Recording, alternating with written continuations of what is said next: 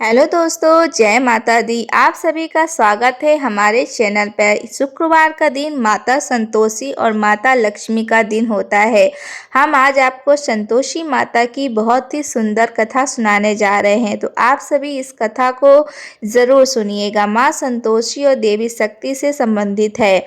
इस दिन संतोषी माता का व्रत रखने से जीवन में धन, शांति, प्रेम और संतोष की प्राप्ति होती है। इस दिन दूध या खट्टे पदार्थों का सेवन नहीं किया जाता है, क्योंकि यह व्रत संतोष और संयम का प्रतीक है। ऐसे सभी भक्त यदि माँ को सच्चे दिल से याद करें, व्रत करें और कथा को श्रद्धा भाव से सुने, तो माँ संतोषी माता अपनी असीम कृपा जरूर बरसाती हैं। तो कथा को अंत तक आप सभी जरूर सुनिएगा। और माता संतोषी जगत जननी की महत्वपूर्ण दिव्य वाणी भी दी गई है, उसे भी आप सभी ज़रूर सुनिएगा। और साथ ही संतोषी माता की कृपा प्राप्त करने के लिए कमेंट बॉक्स में जय माँ संतोषी लिखकर ज़रूर जाइएगा। अब आइए शुरू करते हैं माता संतोषी माता की बहुत ही दुर्लभ कथा। बहुत समय पहले की बात है। एक ऐसे नगर में जहाँ व्यापार और धर्म दोनों का सम्मान आधार था, एक विनम्र और मेहनती व्यापारी रहता था। उसका नाम था माधव। माधव का हृदय सरल था। उसका व्यापार ईमानदारी की नींव पर खड़ा था। उसकी पत्नी देवकी साक्षात देवी का रूप थी, शांत, सहनशील और अपने स्वामी के प्रति पूर्णतः समर्पित थी। उनका घर छोटा था, परंतु उसमें प्रेम और संतोष का वास था। हर सुबह देवकी माथे पर चंदन का तिलक लगाए अपनी रसोई के चूल्हे को अग्नि देवता मानकर पूजती, और माधव अपने काम पर जाने से पहले उसके हाथ का प्रसाद ग्रहण करता था। उनकी छोटी सी दुनिया में शांति और एक दूसरे के प्रति असीम स्नेह था। माधव जब भी घर लौटता, देवी मुस्कुराते हुए कहती, स्वामी आज का दिन कैसा रहा? और माधव उसे प्यार से निहारते हुए उत्तर देता, देवकी जब तुम पास हो तो हर दिन मंगलमय है। उनके जीवन में भले ही धन का अंबार नहीं था, पर सुख और शांति की कोई कमी नहीं थी। वे अपने सीमित साधनों में भी प्रसन्न रहते थे, क्योंकि उनके पास संतोष का अनमोल रतन था। परंतु कहते हैं ना कि नियति भी कभी मनुष्य की परीक्षा लेती है। धीरे धीरे माधव के व्यापारिक दायरे में कुछ ऐसे लोग आए जिनकी चमकती आंखों में केवल धन का लोभ नाचता था। उन्होंने माधव को बड़े बड़े सपनों के जाल में फंसाना शुरू किया। माधव जी, यह छोटी मोटी कमाई कब तक? बड़े खेलो, पैसा कब कमाओ, दुनिया मुट्ठी में होगी। माधव का सरल मन पहले तो इन बातों से विचलित होता था, परंतु धीरे धीरे लालच का एक सूक्ष्म बीज उसके हृदय में अंकुरित होने लगा। पहला कदम उसने तब उठाया जब एक बड़े सौदे में उसने थोड़ी सी बेईमानी को नज़रअंदाज कर दिया। उसे लगा, क्या फर्क पड़ता है, थोड़ा सा ही तो है। उसे सौदे से उसे तत्काल लाभ हुआ। उस लाभ की चकाचौंध में उसके विवेक पर एक पर्दा पड़ने लगा। अरे, यह तो बहुत आसान है, उसने सोचा। अब जो ईमानदारी उसकी पहचान थी, वह धीरे धीरे दरकती जा रही थी। पहले वह केवल व्यापार में लालच करता था, अब उसके जीवन में भी सुख और संतोष की जगह अधिक पानी की आंधी तोड़ ले रही थी। जैसे जैसे धन की मात्रा बढ़ती गई, माधव का हृदय संकरा होता गया। अब वो उन व्यापारियों के साथ उठता बैठता जो मंदिरा और जुए के आदी थे। धीरे धीरे उन बुरी संगतों का प्रभाव उस पर पड़ने लगा। उसके बाद पहले एक घूंट, फिर दूसरा, और फिर देखते ही देखते माधव भी मंदिरा का सेवन करने लगा। मंदिरा की तीखी गंध उसके घर की दीवारों में बस गई थी, जैसे कोई अदृश्य नागिन उसकी जीवन को डस रही हो। प्रत्येक घुट उसके विवेक पर एक और पर्दा डाल देता, उसे अपनी ही आत्मा से दूर कर देता। घर में देवकी की स्थिति दयनीय होती जा रही थी। जो घर कभी प्रेम और हंसी से गूंजता था, अब वहां केवल सन्नाटा कभी कभी माधव के कठोर शब्द सुनाई देते थे। रात होते ही देवकी के माथे पर चिंता की लकीरें गहरी हो जाती थीं। उसे पता होता था कि अब स्वामी किस हाल में लौटेंगे, स्वामी कहाँ गए होंगे। अब जब देवकी पूछती तो माधव झुलझुलाता हुआ उठता, तुम्हें क्या मतलब देवकी, मेरा मन मेरी मर्जी। उसकी आंखों में क्रोध और थकान भरी होती। पर स्वामी, ये क्या, आपके वस्त्रों से यह कैसी दुर्गंध आ रही है। देवकी की आवाज में करुणा और पीड़ा घुल रही थी। चुप हो रहो, बहुत बोलती हो, तुम्हें क्या पता व्यापार कैसे चलता है, इन बातों में तुम मत पड़ो। तो वो अक्सर चिल्लाकर उठाता और कभी कभी तो उसका हाथ भी उठ जाता। देवकी रो पड़ती। उसके हृदय में इतना कष्ट था, वह किसी को बता भी नहीं सकती थी। अपने पति के बदल जाने का दर्द, घर की टूटती शांति और अपने स्वयं अकेलेपन को बोझ उसे अंदर ही अंदर खोखला कर रहा था। वो रात रात भर रोती रहती, तकिए में मुंह छिपाकर, ताकि माधव को उसकी आहट न सुनाई दे। उसकी सूजी हुई आंखें अंधों पर कांपती, मौन पुकार और हृदय में घुमड़ता तूफान किसी को नजर नहीं आता था। वो बस इतना जानती थी कि उसे अपना आस्था नहीं छोड़नी है, अपनी सहनशीलता नहीं छोड़नी है। माधव के व्यवसाय में भी अब केवल धोखे और बेईमानी का राज था। उसने अपने कई साझेदारों को चूना लगाया, अपने ग्राहकों से झूठे वादे किए और अपने कर्मचारियों के साथ भी क्रूर व्यवहार किया।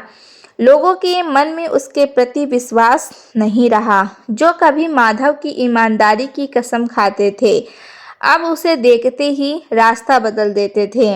अरे वो माधव, उससे दूर रहो, वो तो इंसान नहीं, धन का राक्षस बन गया है। ऐसे ताने उसे सुनने को मिलते थे। पर लालच और मंदिरा के नशे में धुप्त माधव को न तो यह शब्द सुनाई देते थे और न ही लोगों के तिरस्कार भरे भाव दिखाई देते थे। समय बीतता और माधव का लालच उसे गहरे दलदल में खींचता चला जा रहा था। एक के बाद एक गलत फैसला, मंदिरा के नशे में लिए गए मूर्खतापूर्ण निर्णय और अपने सहयोगियों के साथ किया गया विश्वासघात, इन सब ने मिलकर उसके व्यापार को चौपट कर दिया। जिस धन के पीछे वह पागल हो गया था, वो अब उसके हाथ से रेत की तरह फिसलने लगा। एक दिन ऐसा आया कि जब वह पूरी तरह दिवालिया हो गया। उसकी सारी धन और सारी संपत्ति, सब कुछ खत्म हो गया। वो अब दर दर की ठोकरें खाने पर मजबूर था।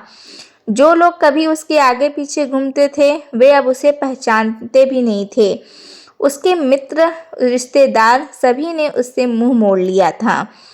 उसका घर जो कभी छोटा था पर खुशहाल था, अब खंडर बजा जैसा लगने लगा था। रात की अंधेरे में जब माधव मंदिरा के नशे में घर लौटा तो देवकी को देखता। वो हमेशा की तरह अपने इष्ट देवी देवताओं की तस्वीर के सामने दीप जलाए बैठी होती। उसकी आंखों में अभी भी वही पतिव्रता थी, वही प्रेम था जो माधव के हृदय में अब तक मर चुका था। यह स्त्री क्यों नहीं चली गई मुझे छोड़कर, मेरी बर्बादी को क्यों झेल रही है, माधव कभी कभी सोचता। पर देवकी ने अपनी आस्था, अपनी पतिव्रता धर्म को कभी नहीं त्यागा था। उसकी मजबूरी नहीं थी, उसकी श्रद्धा थी, जो उसे माधव के साथ बांधे हुए थे। एक रात जब माधव शराब के नशे में घर लौटा तो उसकी नज़र देवकी पर पड़ी। वो दीपक की लौ के सामने बैठी थी। उसकी आंखों से आंसू झरझर बह रहे थे। वह अपने हाथों को जोड़े हुए कुछ बुनबुदा रही थी। माधव ने सुना, हे माँ संतोषी, मेरे स्वामी को सद्बुद्धि दो, उन्हें इस अंधकार से निकालो। मैं और नहीं सह सकती हूँ माँ, अब तो दया करो, मेरा माधव लौटा दो मुझे। यह सुनकर माधव का हृदय एक पल को कांप उठा। इतनी पीड़ा उसकी वजह से। कुछ दिन बाद एक पवित्र शुक्रवार था। माधव बिल्कुल अकेला, भूखा प्यासा और निराश नगर की गलियों में भटक रहा था। उसका शरीर दुर्बल हो चुका था, उसके वस्त्र फटे हुए थे, और उसकी आंखों में मृत्यु जैसी खालीपन थी। चलते चलते उसके पैर एक प्राचीन मंदिर के द्वार पर आकर रुक गए। यह वही मंदिर था जहां वे दोनों बचपन में अक्सर आया करते थे। उसने अंदर झांका। अंदर देवकी बैठी थी, अपने हाथों में फूल लिए, भक्ति भाव से मां संतोषी की आरती उतार रही थी। उसकी आवाज में दर्द था, पर आस्था का बल भी था। माधव अपने आप को रोक न सका। वो सीढ़ियों पर ही गिर पड़ा। उसका शरीर कांप रहा था और उसकी आंखें आंसुओं से भर गई थीं। मंदिरा का नशा उतर चुका था और वास्तविकता का करारा सच उसे मार रहा था। उसके पाप, उसकी बेईमानी, उसका क्रोध, सब एक साथ उसकी आत्मा पर बोझ बन गए थे। माँ, उसकी आवाज़ किसी टूटे हुए वाद्य यंत्र की तरह निकली। माँ, मुझे सही राह दिखाओ। मैं भटक गया हूँ माँ। मैंने सब कुछ खो दिया। मेरा घर, मेरा व्यापार, मेरा सम्मान, मेरी देवकी का सुख सब छीन गया। मुझे क्षमा कर दो माँ। मुझे एक बार फिर से सही राह दिखाओ। बस हंसकियों भरने लगा। उसके आंसुओं की मंदिर से सीढ़ियां भीग गई। वो नहीं जानता था कि देवकी भी वही थी जिसने अपनी स्वामी की यह दयनीय पुकार सुन ली थी। उसका हृदय भी फट गया। उसने कभी अपने स्वामी को इस हाल में नहीं देखा था। उसी रात जब माधव अपने घर के एक कोने में अधमरा सा पड़ा था, उसे एक स्वप्न आया। स्वप्न में एक अलौकिक प्रकाश फैला और उस प्रकाश के मध्य चतुर्भुजी मां संतोषी विराजमान थी। उनके मुखमंडल पर असीम शांति और करुणा थी। उनके हाथों में त्रिशूल, तलवार, धनुष, बाण और कमल शोभा रहे थे। माधव भयभीत और विस्मित होकर उन्हें देखता रहा। माँ ने मधुर किंतु गंभीर वाणी में कहा, माधव उठो। क्यों इस अंधकार में डूबे हो? तुम्हारी पत्नी देवकी की भक्ति और तुम्हारे पश्चाताप की पुकार ने मुझे यहाँ खींच लाई है। माधव अपने घुटनों पर बैठ गया। माँ, मैं बहुत बड़ा पापी हूँ। मैंने लालच में आकर सब कुछ गवा दिया। मेरी देवकी ने कितना कष्ट सहा है। क्या कोई क्षमा नहीं मेरे लिए? उसकी आवाज़ कांप रही थी, जैसे पतझड़ में पत्ता कांपता है।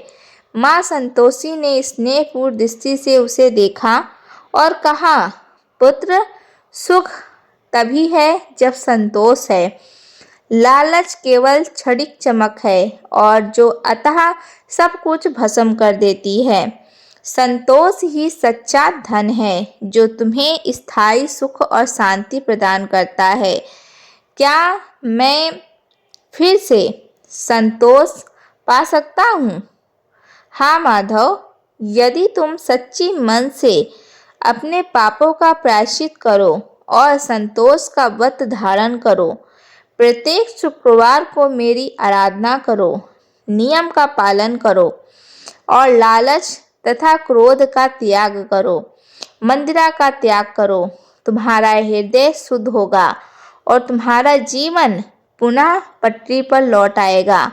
इतना कहकर माँ अदृश्य हो गई और माधव की नींद टूट गई। वो पसीने से तरपड़ हो गया, पर उसके हृदय में एक नई आशा की किरण जगमगा रही थी। अगले शुक्रवार से माधव ने माँ संतोषी का व्रत करना प्रारंभ कर दिया। यह आसान नहीं था। मंदिरा की तलब, पुरानी आदतों का लालच और लोगों का अविश्वास, यह सब उसे बार बार तोड़ने की कोशिश करते थे। उसकी तपस्या सिर्फ उपवास की नहीं थी, बल्कि अपनी बुरी आदतों और अपने क्रोध और अपने लालच को त्यागने की थी। वह हर शुक्रवार को जल और गुड़ से व्रत करता, माँ की कथा सुनता और देवकी के साथ मिलकर उनकी आरती करता।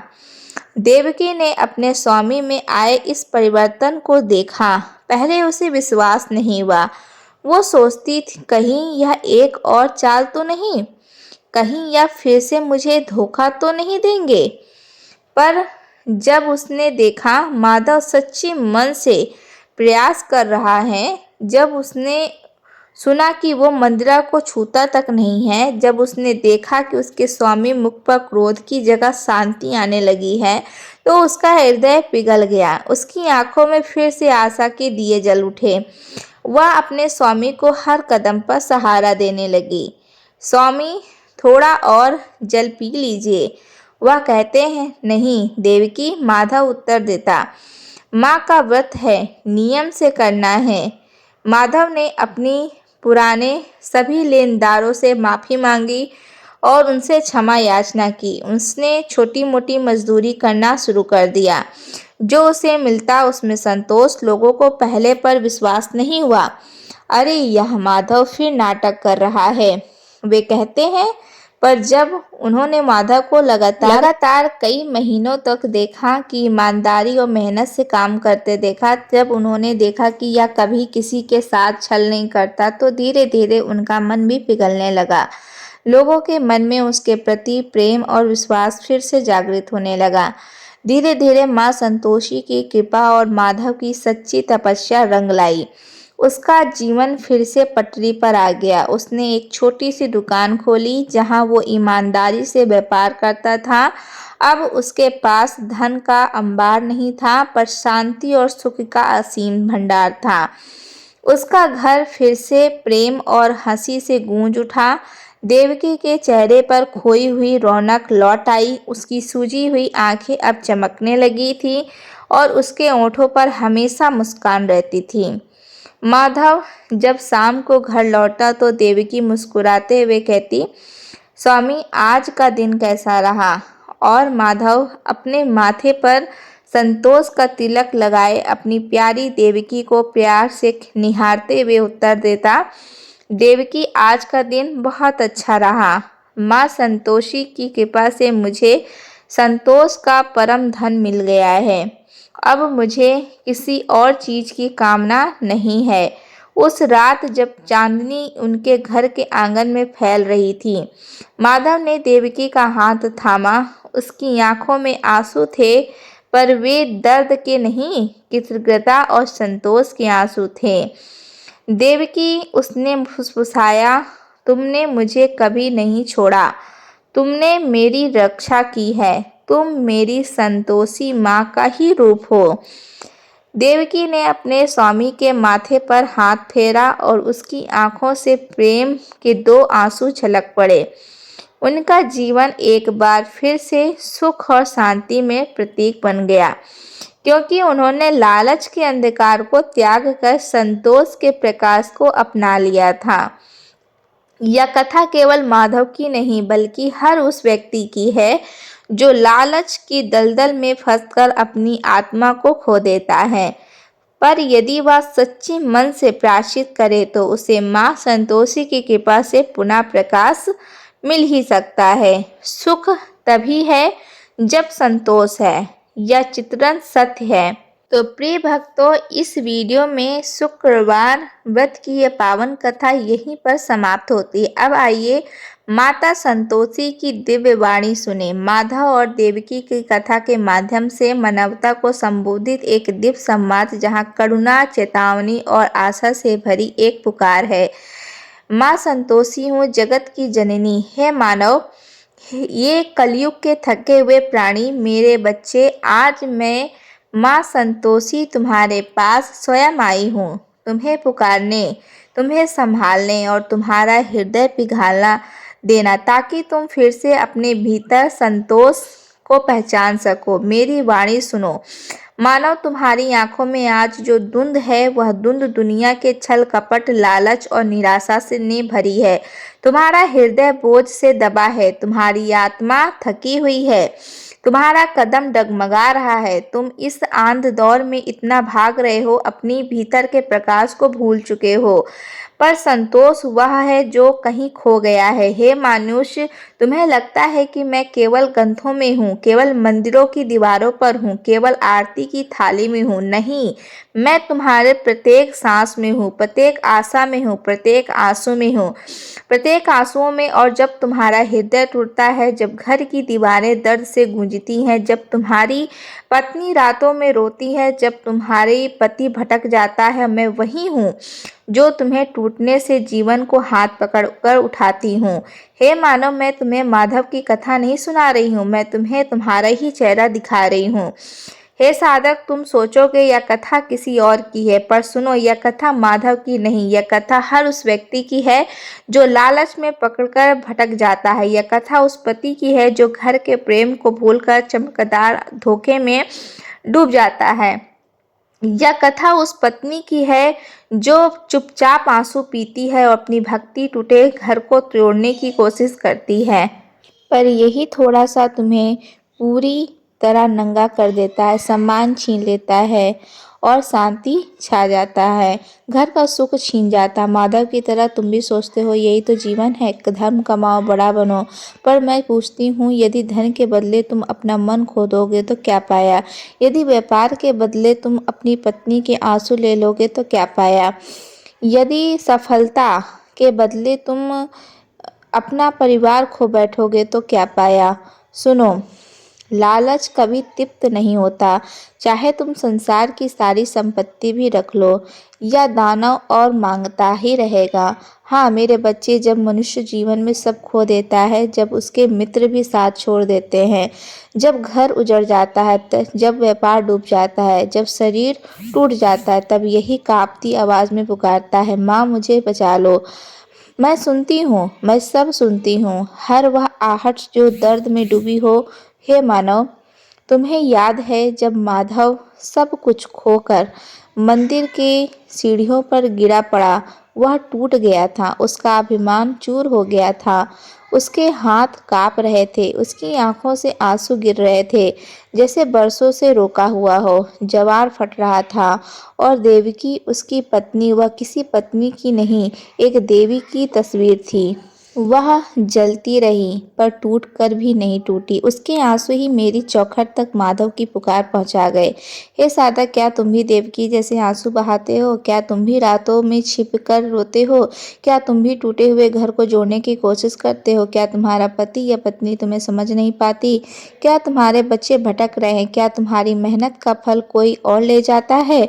क्या तुम्हारा दिल खाली लगता है तो जान लो, तुम्हारे आंसू व्यर्थ नहीं जाते। हे मनुष्य, जब माधव प्याचित करता है तभी मैं उसके जीवन में उतरती हूँ। मैं कहती हूँ, उठो पुत्र, उठो और संतोष को अपनाओ, क्योंकि जो संतोष सीख लेता है वह दुनिया का सबसे धनी मनुष्य होता है।